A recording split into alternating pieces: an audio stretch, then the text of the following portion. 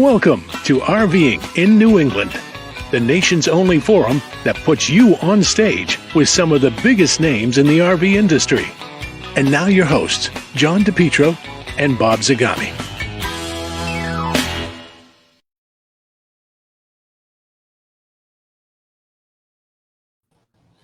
Hey everybody, welcome to RVing in Canada. Hey, we're going international tonight. We are going international. We've got Florida. Florida's a separate country. That's a new country, yeah. And I do want to pop up this here.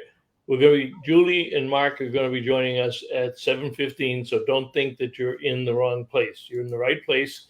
But John has a breaking alert and a story from Canada. That doesn't look like Canada, John. That looks like the same background you used last week. Let me do this. Where is the thing here? I don't know. So, no, I've got a fake background. So we should tell people who our sponsor is. What do you think? That's probably not a bad idea. I'm sure. Yeah. Well, our sponsor has only been. I'm sure they'd appreciate it. Yep. Well, I'll tell you this. Our sponsor is Seacoast RVs in Route 1 in Saco, Maine. And the interesting part about Saco, Maine is they do a lot of business with Canadians, but they're the Quebecers because you can tell the Quebecers at Old Orchard Beach because they're the men with the Speedos on. That's correct. Okay, do the men wear Speedos here? No. And I keep telling you shouldn't put your Speedo on Old Orchard because they're going to think you're Canadian. Yeah, that's probably true. Probably true. But you know what? They sell Winnebago products. They sell crop. They sell elevation, and they're really good people. Full parts and accessory store, propane, incredible service department, Seacoast RV, creating family fun on Route 1. So you got a couple of guests, John. We have some guests. Why don't you bring them right on? And see, they have the real background. Yep. I'm facing them. But didn't you tell them we don't allow real backgrounds? Well, no, but they have a beautiful background. Jerry, if you move that a little bit there, you can see, show the water. Is that a casino behind you? Oh, that's the back of your chair, Ellie. Oh, sorry. There you go. Yeah, there you go. All right. We're at Windmill Point Park Campground. And we're here because our friend Ben Quiggle hooked us up with Kara Sismadia, who is with a colleague of Ellie. Ellie, tell us what organization you represent. So I'm the current chair of the Canadian Camping and RV Association. And I'm also the past chair of Camping in Ontario. Okay. So you see, Bob, they combine their camping and RVing in one organization. Some of the people in the States do that. We don't do that in New England. I think that's a smart move. But when I took over back in 2013, we already had a camping association. We already had the New England dealers. But John and I talk about this a lot. One of the weakest links, at least in the States, is that a lot of our dealers don't talk to campgrounds, and a lot of our campgrounds don't talk to dealers. But if somebody's going to have a pleasant RV experience, it's going to be in your campground. It's not going to be back on the dealer's lot. So when they have a problem, the first person they run to is the office, right? Yep. Jerry's shaking his head yes on that one. I get those calls. Jerry, you can talk. It's all right. Well, look at Sandy Ellingson said, "Yay, Ellie! I'm coming to see you for your conference this year." You see good. her? Oh, yes. Yep. Over there on the right. But tell us about your campground here, and Jerry, tell us a little bit about the number of sites, how long you've been around, and that your family owned. Sure. Yeah. We've owned the campground for 40 years, and it's been 10 years that Ellie and I have been running it together. We have 217 RV sites, 95 are seasonals, and the rest are mixed up with the overnights and tenters. I jumping in there. It only took Sandy and Julie 30 seconds to start a side conversation. Yep. You got to ban them. We have a ban on that. We don't allow side conversations, but we have a very difficult time controlling it, especially if it's Sandy and Julie. They'll probably have. Yeah, three we're more going to send Sandy out. we'll send her a commission bill for that. But Bob, the thing that I'm so impressed with is we're standing outside, absolutely no humidity, no humidity whatsoever. After last week, at least in New England, to be No able to stand outside at No 7 mosquitoes at either. night. No mosquitoes. No mosquitoes. Well, we have a did dog. that for him. What'd you say, Ellie? That's right. I said we did that for him. We made sure that there was no humidity. We made sure that there were no mosquitoes. It's all for him. That's very nice of you. What's the one distinguishing feature about your campground that people love? Oh, I know what it is. Yeah. Right behind you. It's right behind us. So we have a 12-acre spring-fed quarry. It's absolutely beautiful. We have a water park in the quarry as well. Yeah. A lot of fish. We Is used that to have one of this those? quarry Is stock. that one of those inflatable ones that you stick out on the water? Yep, that's exactly it. We have a lot of lifeguards that take care of all of our swimmers. There's scuba diving here, fishing. We have a bouncy pillow, but this is the focal point of our park. Do you have golf carts, or do you allow golf carts? Are you big enough just to for have? Was that? Yeah, sorry, just for our seasonal campers. Okay. Yeah, but they have 217 sites, and it's a good sized park. And the amazing thing, Bob, is this quarry. It's a spring-fed quarry. The water is 82 degrees, and it's even got a beach on it. I've never seen a campground with a beach before. Well, yeah. We'll be staying here for a few nights. Billy's got it up at Tricky Pond up in Moon's Haven up in Naples. Now, isn't 82 degrees kind of warm for a spring-fed pond? It is, but because of the rock around the quarry keeps it warm. The bottom will be about 35 to 40 feet deep at the deepest point, but the bottom is probably at about 60 degrees. But it will stay warm right through until the end of September, and then it'll start cooling off and for the wintertime. And sometimes in the wintertime we will get 2 feet of ice on it, and we can go skating on it. And sometimes nothing. Well, the reason I ask is because we have so many Canadians coming down to Old Orchard Beach, and besides the Speedos, the other way you can tell the Canadians, they go in the water. They're the only ones in the water. They're the only ones that go in when it's 60 degrees, and it stays 60 till about July, and then it goes to 70 in August, and it goes back to 60 and 50. But the Canadians will be in the water. It is true.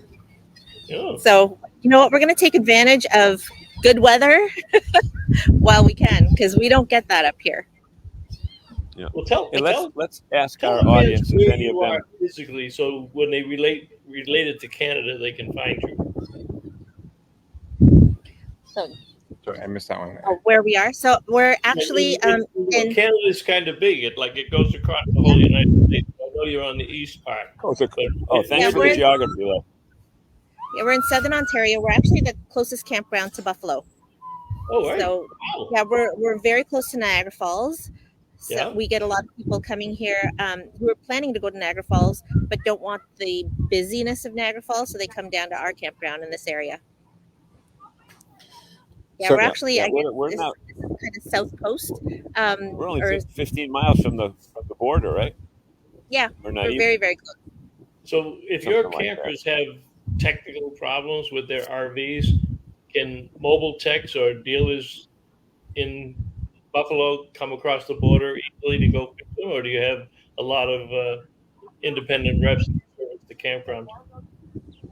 A lot of the stuff I will look at it myself and see if we can help them out, and we do have some parts we can sell, but there are a couple RV techs in the area and a couple dealerships that we refer people to, and they're really good service with I'm not sure if I can say the name, but you can say the name. Okay. Yeah, so Niagara Trailers is one of the premier ones we like to deal with around here, and they have a really good service team that comes in and takes care of a lot of our campers. So great. Yep. You do any business with Colton RV down in Buffalo? Yeah, Colton RV. Just that they can't come across to really work because they're working in Canada. They need a permit to work, so it's hard for them to. That's why I asked. I was wondering if there were issues for that. Yeah, it's a little tricky. So is John behaving? We're basically 450 miles from New England. Yeah. On the map, you go over you just come right to Buffalo on I-90. Actually, you know what? Like Bill Sale can get on I-90 in Framingham and drive it 470 miles without getting off, and he's here. Yeah. Did you take Mary Beth? Any kids, or just you and Mary Beth? No kids. We don't have the passports for them. It's Mary Beth and I, and then my brother.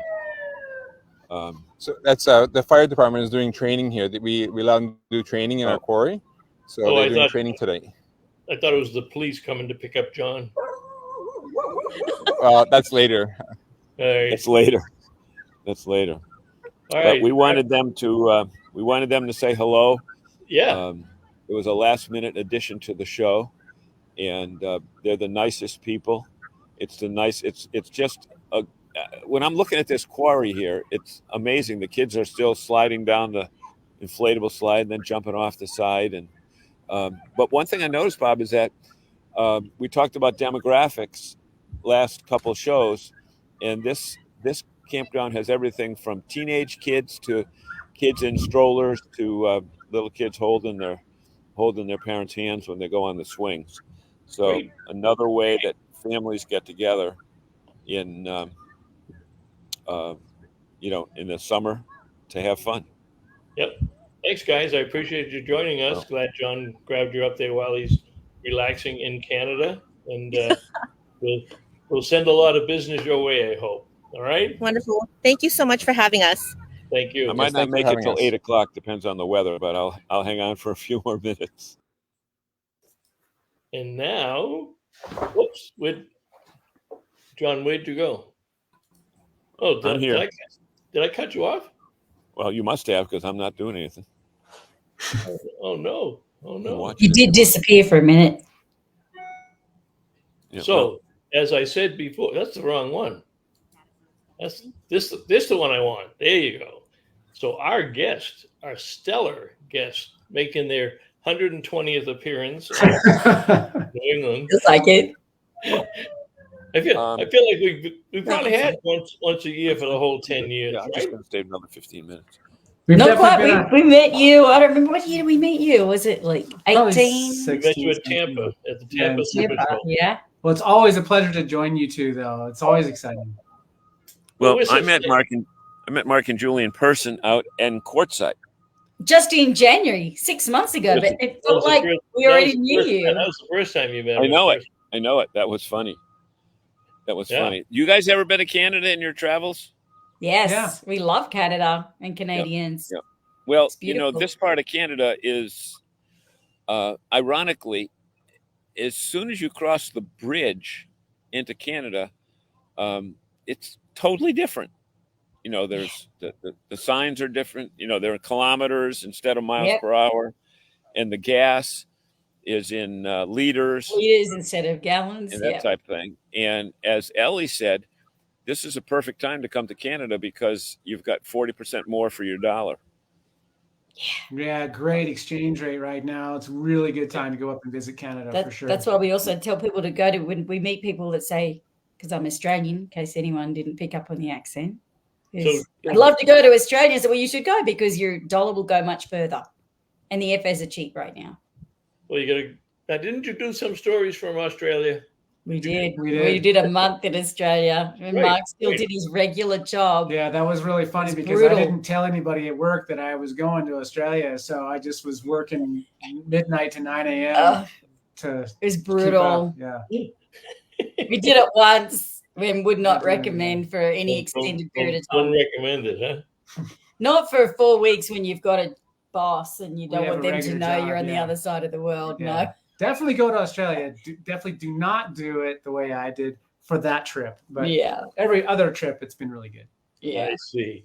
So tonight is the launching of your 10th anniversary. Did you post Yes, it's live at RVing. The blog is live. So this is the official. And I know Tony had you on one of his, and I don't know if you were on Bernie's before this or not, but this is the official launch.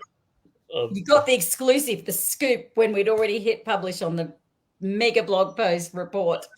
All right. So where do you start? I mean, it's 10 years. Where do you want to start? Oh my gosh. It was such an interesting exercise. How about 10 years ago? We could start 10 years ago. Our point of starting 3 years ago. Once upon a time. You know what? It was a really interesting thing. This will help you because you do work a lot from the road. And that top one looks kind of old. Is that 2015. That's 2015. So that was 1 year. Look at the computers, and of course we don't have any of those devices anymore. Yeah. We had, the older iPhones and, Mark's old work laptop and my iMac, which I, gave it to a friend, and a couple of jetpacks. And, technology is definitely one of the big things that's changed in this 10-year period for sure. Because when we hit the road, we only had one jetpack would only have 20 gigabytes of data. Nowadays, people are burning like 500 gigabytes a month. We had to be very diligent about watching all the data we use and how we use it. And also connectivity wasn't as broadly available either. And it was like $90 for 20 gigs of data. So we had to turn off all of our, the first month it was sucking up all the data. I'm like, what's going on? And because we had a lot of plans on the one iPhone plan, we had an iPad, we had the laptops with the phones, and they're all syncing. So all the data is getting sucked up in the photos, syncing on the devices. So we learned very early on from Chris and Cherie at Technomatia, who were really the reasons why we learned that we could do this. Before we even started RV shopping, we're like, internet.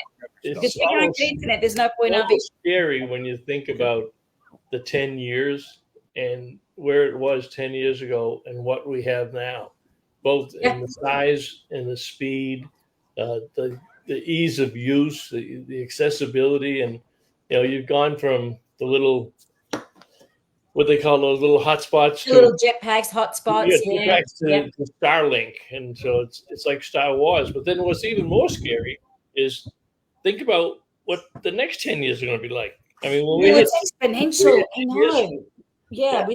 Especially with how fast it's changed. And John's having some. You okay, John? You want me to drop you down, John? You're disappearing into the sofa. You want me to drop you down? No, you know what? What are you doing? No, it's starting to rain, so I had to move. Oh, raining inside the RV? That's a bad leak. Probably you want to get onto that. You need to do some better caulking, John. RVs don't leak. They closed. Give us back the rest of your head, DePietro. Oh dear. Hopefully they closed the windows when they left, but I don't think they did. Well, go check. You know what? You can go check. Go check and stuff in the unit. I can talk to Mark and Julie all night. You know what to do. We probably drop me down for a minute. Drop me down. Drop me down. We probably have some good comments up I would hate to see his RV filling up with all that water. No, he's got his. I think he's probably on the picnic table. I think his RV is on the other back. Background looked like John Oz says hello from Athens, Texas. Walter Swenson. Hi, Walter. Central Mass. Bill Sell. Regular. Hello from Metro West Boston area. And then Julie said howdy y'all.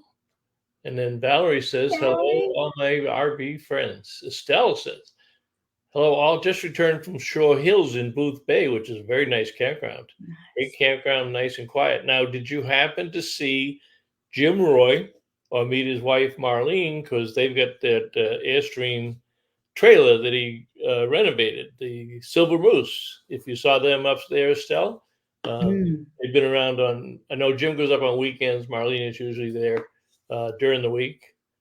Okay, I put that up because that's the campground that John is at. Back again to Sandy. She knows the folks up in Canada. Canadians and Canada. Boom. Sandy. Sandy Hub. Are you guys on Sandy's Hub? We are. She interviewed us for the Hub, yes. I know.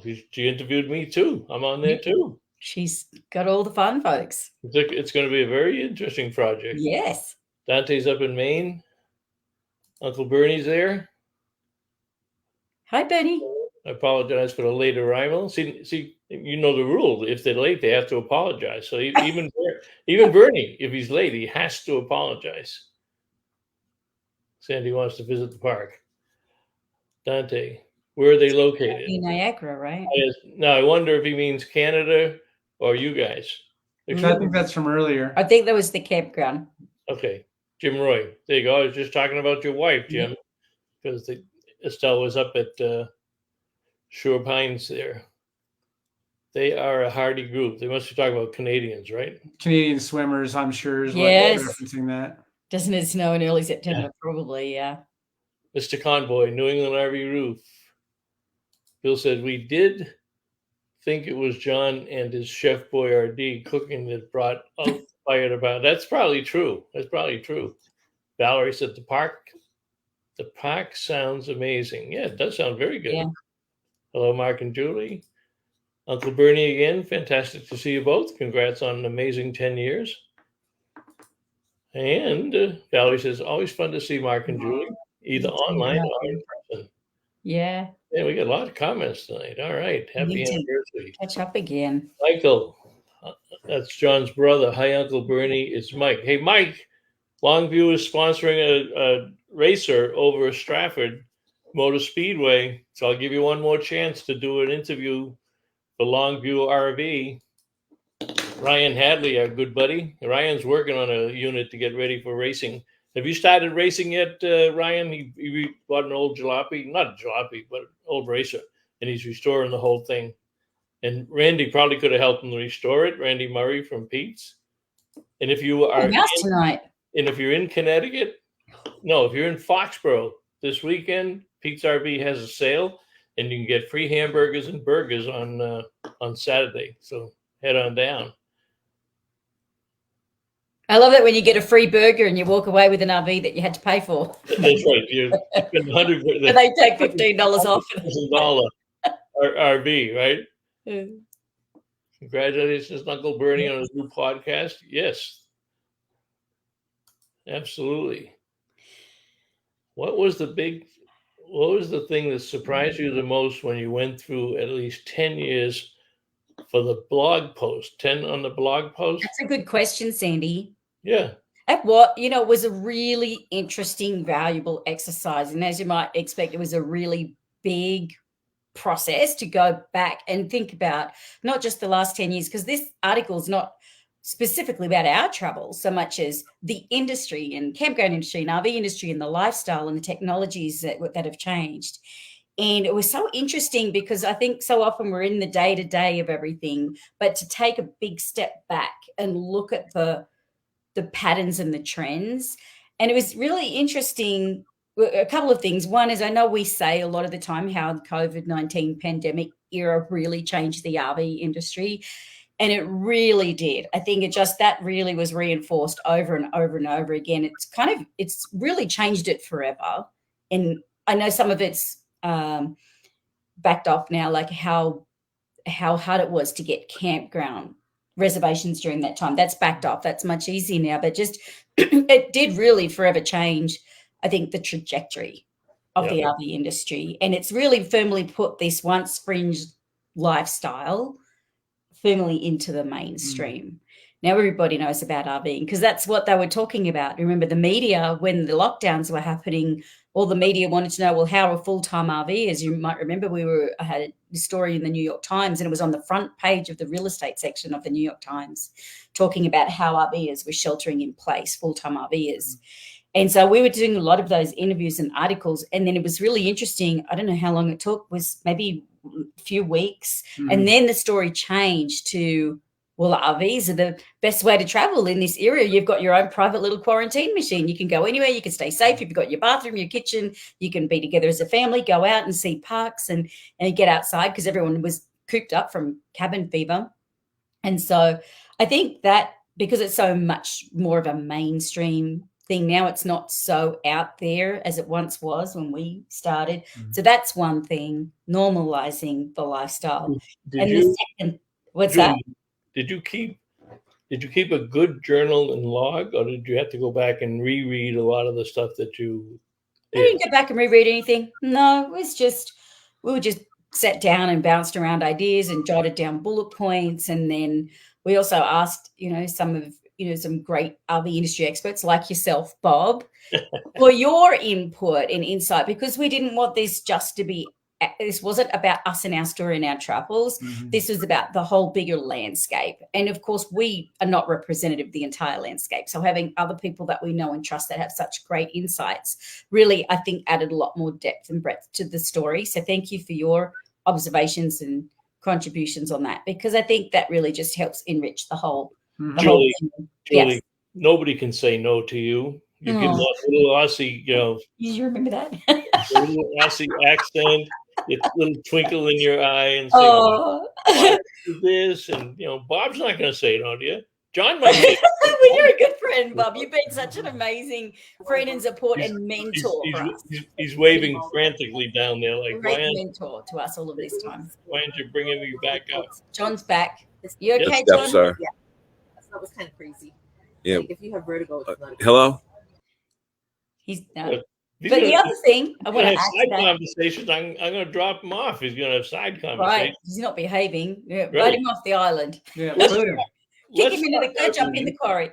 But the other thing, to answer Sandy's question, so that was one thing. I think the other thing, and we always knew that COVID-19 pandemic did change RVing, but I think it just was reinforced over and over again just how much, and irreversibly so. But the other thing that was really interesting, and Mark sits there and hears me processing and talking, and he goes, you're really having some little epiphanies out of this. One of them was realizing how 10 years really is a life cycle in a lot of people's lives and in a lot of businesses, and seeing how many businesses started in around the time that we started, whether it was I think RV Share started in, I think it was 2013, and they just had their 10 years. We started in 2014, other businesses that had started in the 14, 15, Campendium, for example, was one. And then getting our village, started in 2014. Technomedia was, RV Mobile Internet was around that. They started, too, they launched in 2014. Been traveling for much longer. But the changes, so that a lot of those platforms or companies have sold or changed or closed down. And so it was just really interesting, because I'm like, wow, 10 years really is a life cycle what does that mean for us? Like, the next 10 years are not going to look anything like the last 10 years. So we're in this space, like, what's next? Commercial. Yep, I'm going to get that in a minute. All right, I'll do the commercial, but then afterwards, I want when you come back, start talking about those 5 RVs. Give us a succession of RVs and what you like. Okay. Yeah.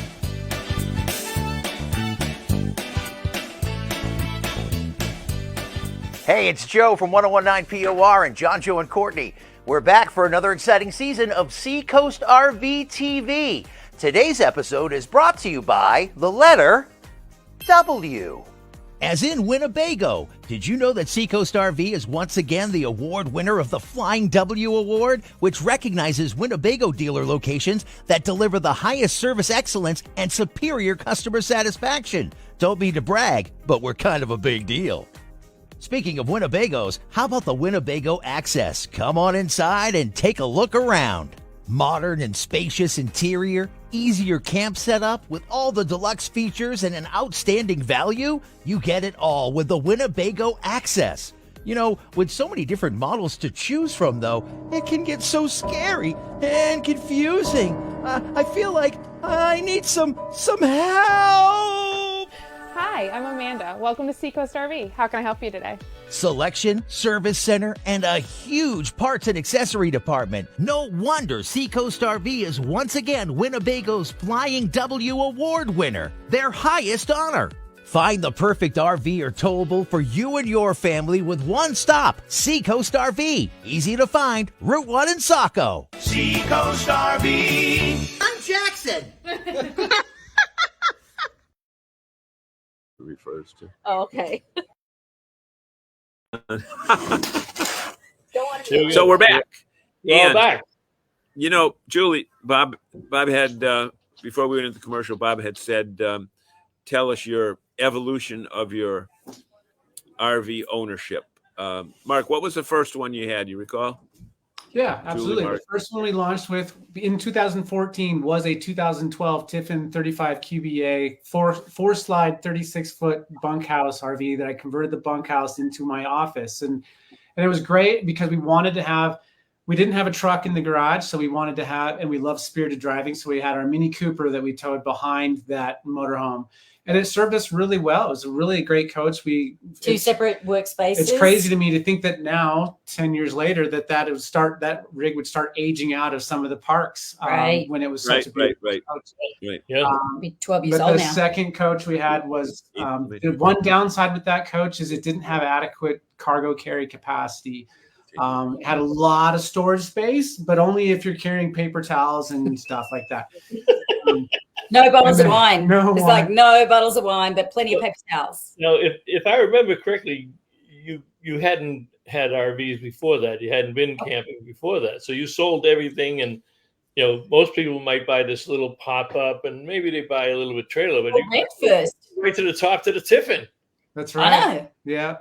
It was a good coach, though. It was a great If it wasn't coach. for that Gas weight class issue, A, we probably still would have had that. You know, and I grew up with my family doing some camping, doing a lot of rock counting. My family was really into rock counting and digging up for rocks. But this was our first RV for us to buy. And yes, we went all in. We sold the house, bought the RV, and hit the road. And it was great. That was a great coach. We had it for 3.5 years. And then we decided to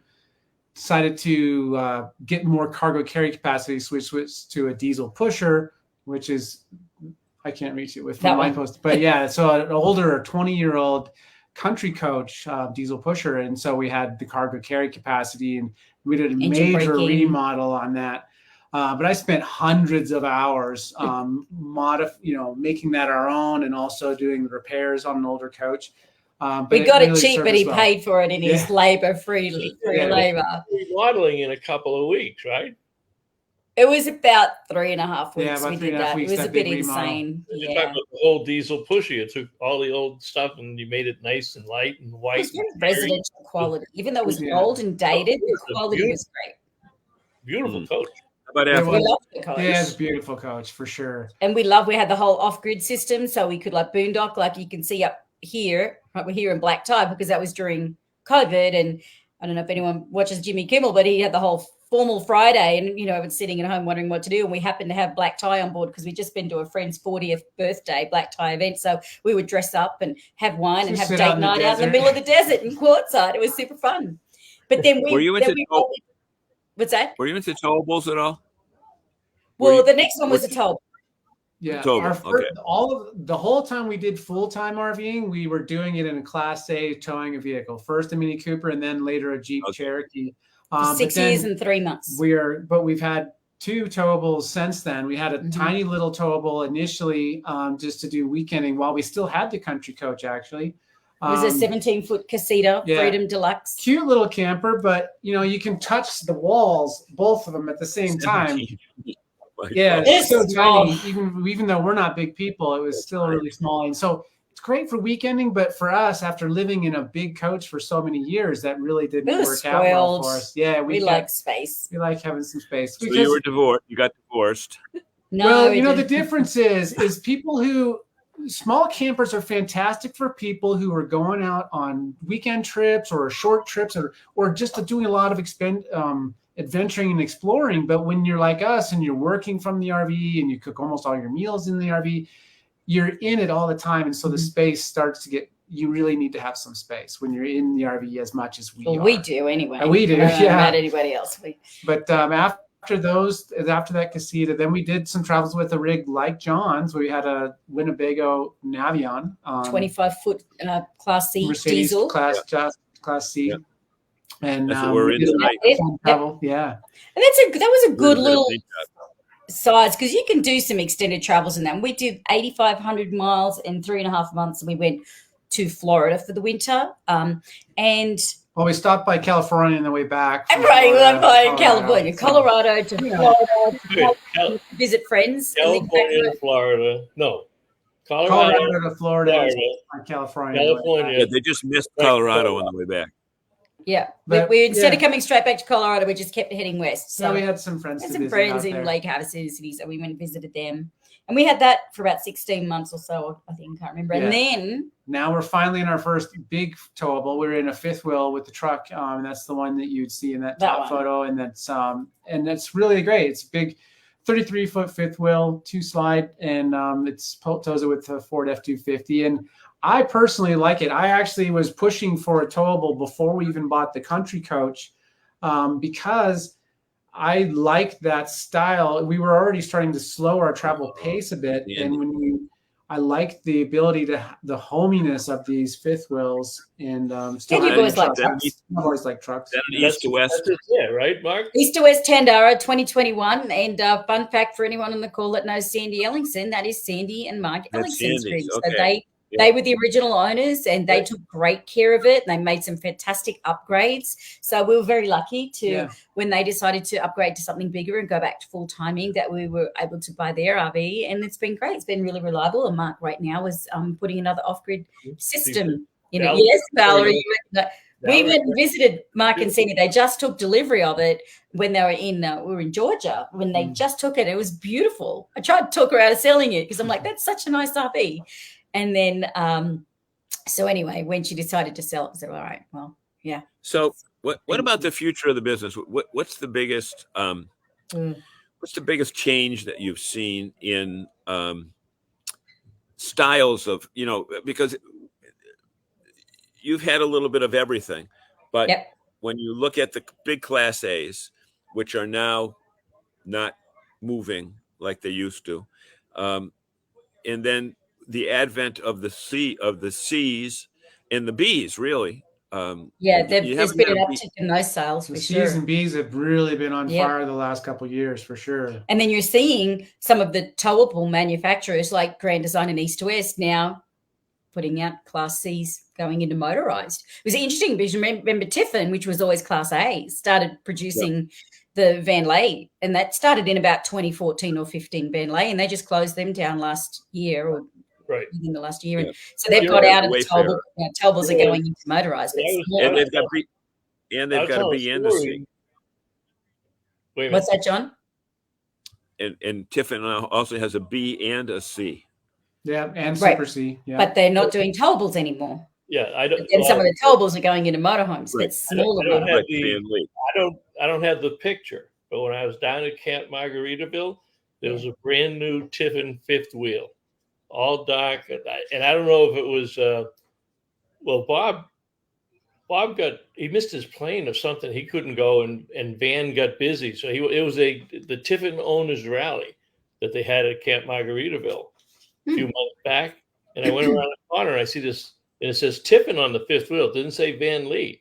And I asked somebody, and they said they were just it was to somebody else. So it may have been Bob's or one of the kids, but it was sitting up there at the rally.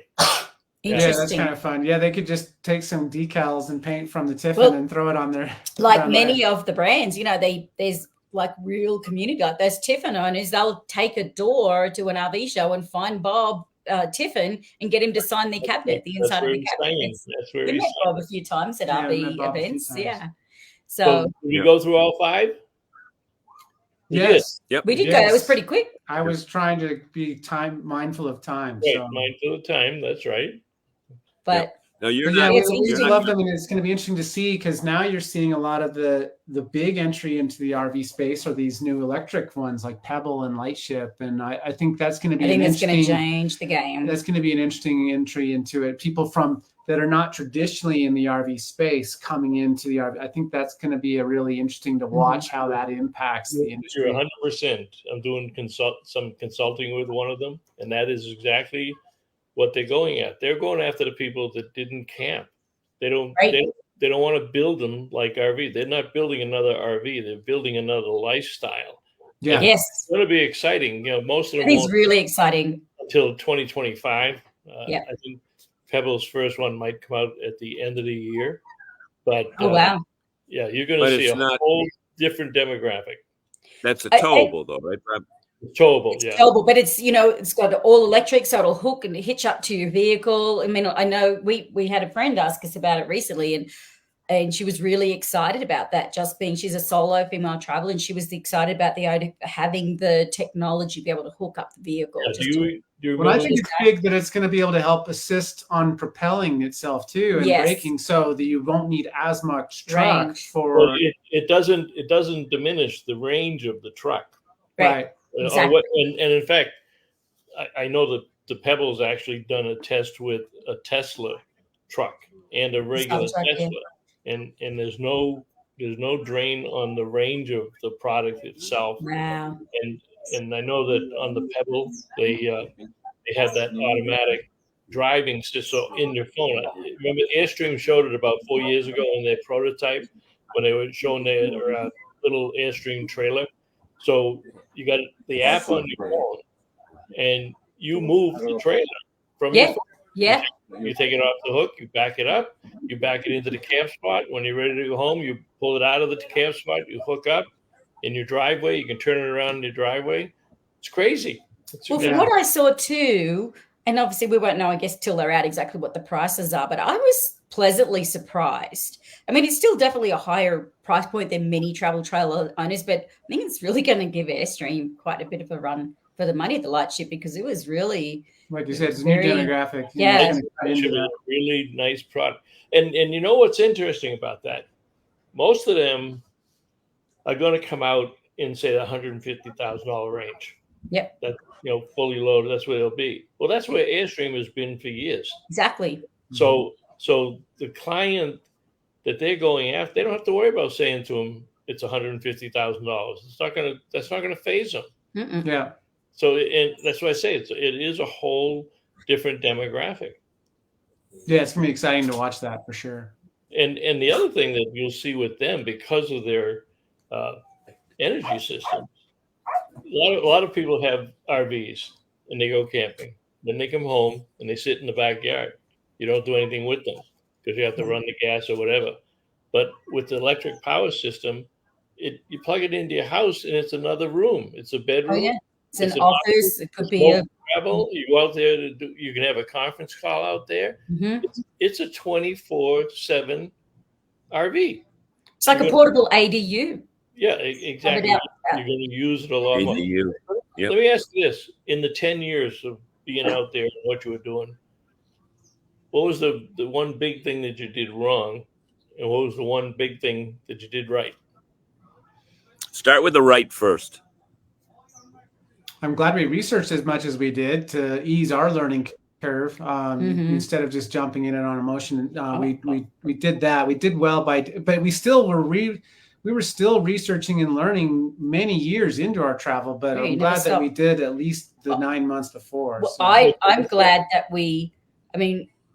you guys know we've been 1,000 Trails members for 10 years. We bought our membership before our RV so I could start making my summer plans. And I never thought we'd still be doing this 10 years later, but doing the math on what that saved us, we couldn't have done it without that. So I think that was, at the time, it felt like a big investment, but in hindsight, it was the best money we ever spent. Don't gloss over that, because I think that's the biggest mistake most RVers make. They just think, well, I'm going to hop in the car and I'm going to go camping and get the campfire going and have a couple of s'mores. You became famous, and you gave the community something to keep coming back to.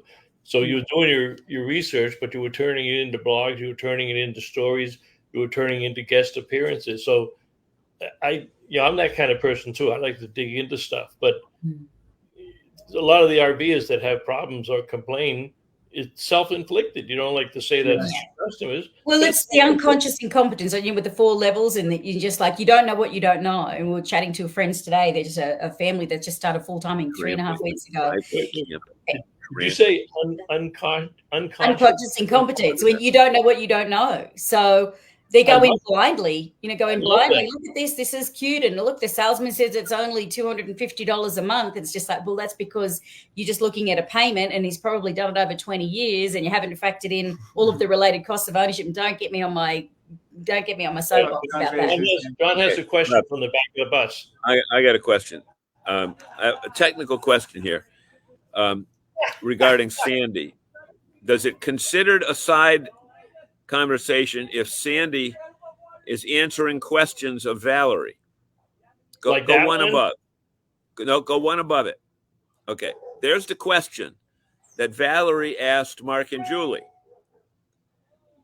What are your top three favorite experiences? And Sandy, who's not even a guest on the show, is answering. But she's right, actually. She's right. Our first experience hire with her the as your Albuquerque International Balloon Fiesta. I wouldn't say it was the top, but it would say it was definitely up there. That was magical. See, you talked about unconscious incompetence.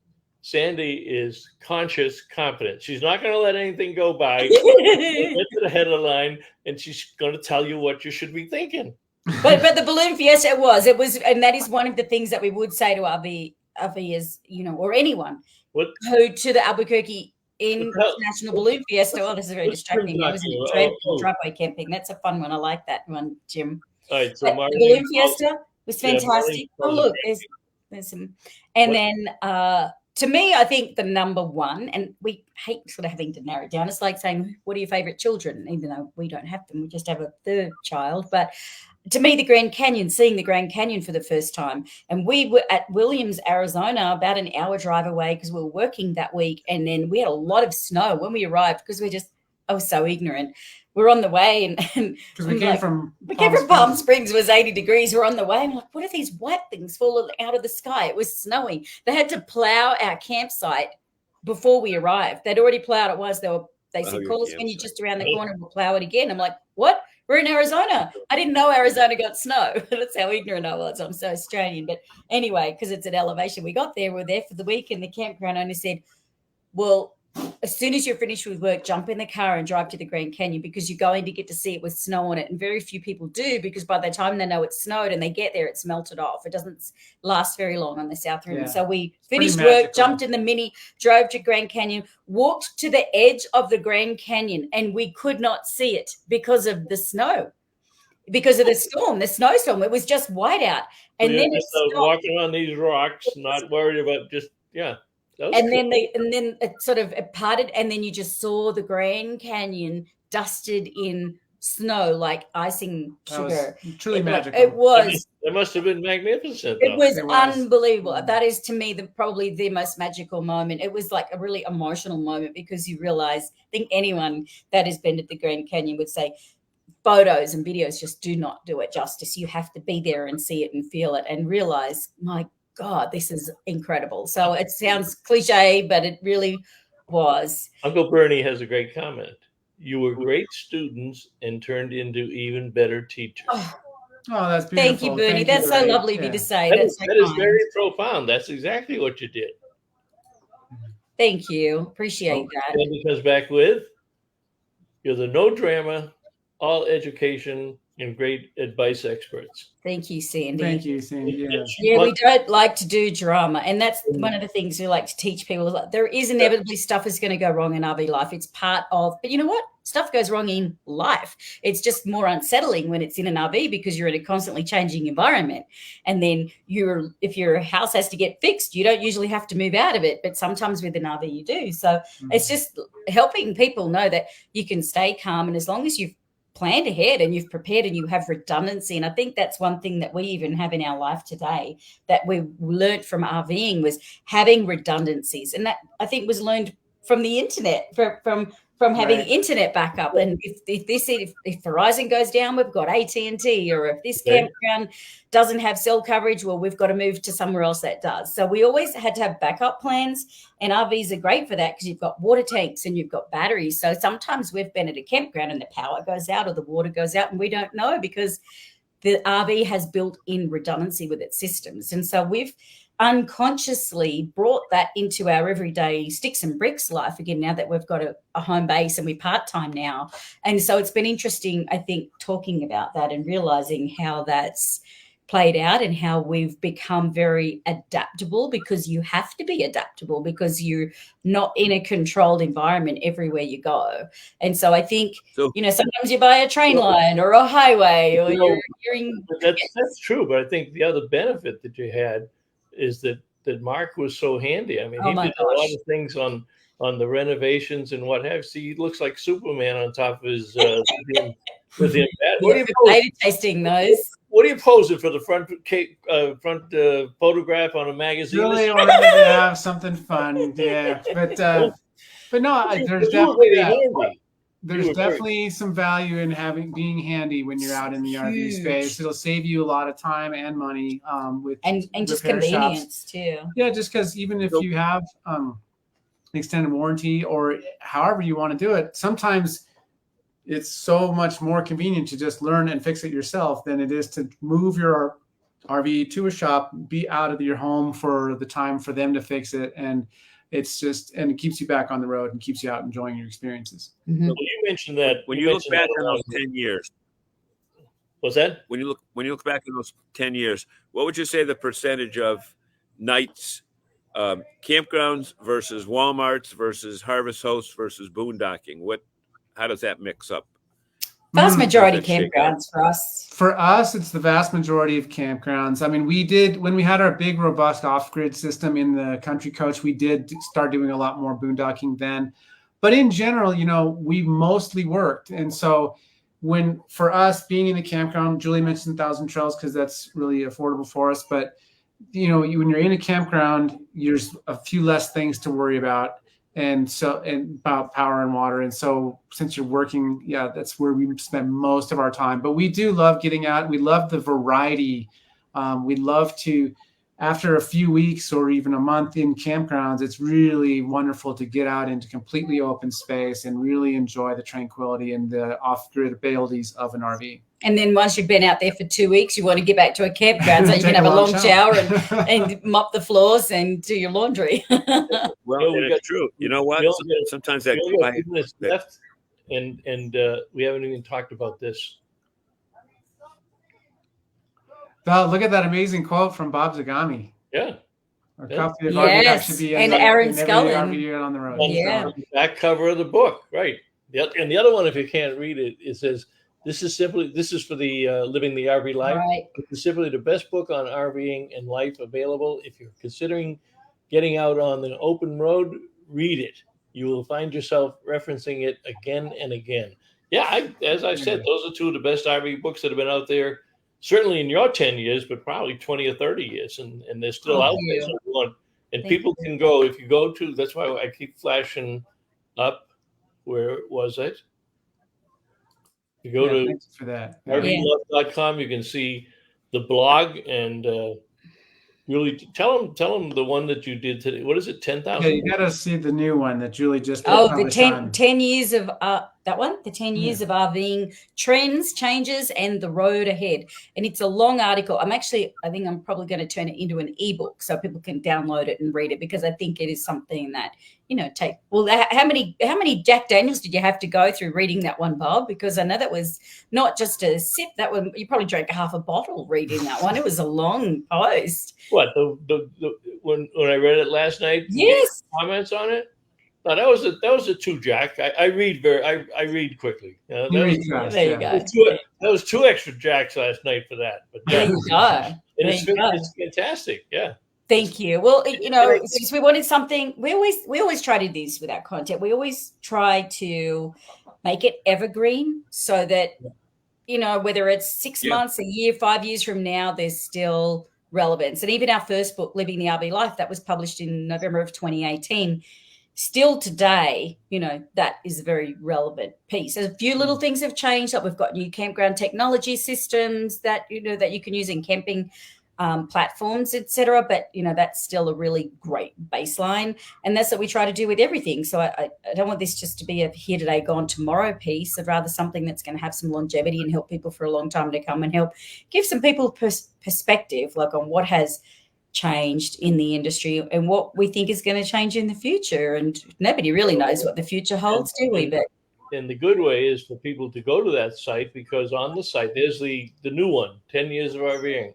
But that blog, you've got millions of things on there talking about 1,000 trails, how to work 1,000 trails. So your blog is an integral part. Now, you're not doing as much YouTube now. And before we go, we probably got about 2 minutes. Talk about why you're not doing it, because it makes perfect sense. because everybody's. Sandy mentioned it earlier. It's like we've seen everything change. We've seen content creation change. When we started, we were hobby bloggers, and I was just like, oh, how do you make a YouTube video? I was just doing for fun, and Mark had a job, and I was just learning as I went.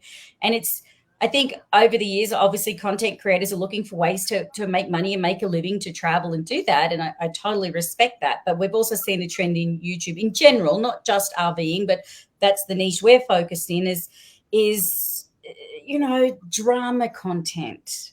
And the clickbaity stuff and the pulling the face and the big drama. We got kicked out of the campground. I'm like, how many times have we been kicked out of a campground in 10 years? Never, right? I mean, I don't even click those things. And I know a lot of people watching them do get upset as well, and they don't like it. And I said, but do you click on it? And they say, well, yes. I'm like, well, then you're part of the problem, because you're telling the algorithm and the creator, I want more of this. And so you get served more of it. And so I think the problem that I have is, one, we just don't want to do that kind of content.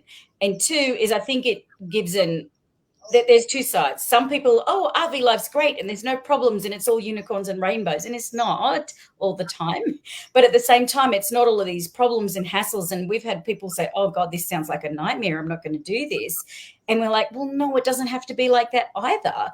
And so if you take out the extremes on both sides and find a place in the middle, if you're well-researched, you do your planning, you know yourself, you do your budget, and you're clear on your goals, and you follow that, you can find an RV to suit you in any budget and go and enjoy the lifestyle. Don't let the drama videos scare you off, because the more clicks and views they get, the more money they make.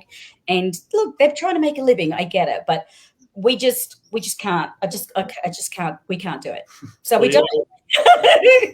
We could go for 10 hours, but this is. I could do a whole other article on that, but I'd probably get a lot of hate mail. So I know we're almost out of time. Any quick comment closing for the John? Anything before we let them close it up? No, I'm just having a great time in Canada here. We're on a deck, Bob. We're on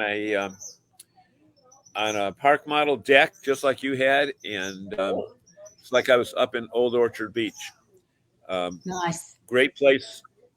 Tell the people about Windmill Point Park. I get Park and Point. Windmill Point Park, just outside of Buffalo, New York.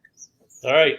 And thank you for having us tonight. Great guys. to see It's you always both. great Thank to see you. Have a great night, everybody. Celebrate this See big y'all. landmark for us. It's been an amazing decade so far.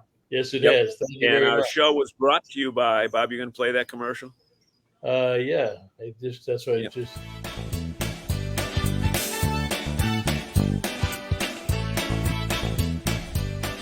Hey, it's Joe from 1019 POR and John, Joe, and Courtney. We're back for another exciting season of Seacoast RV TV.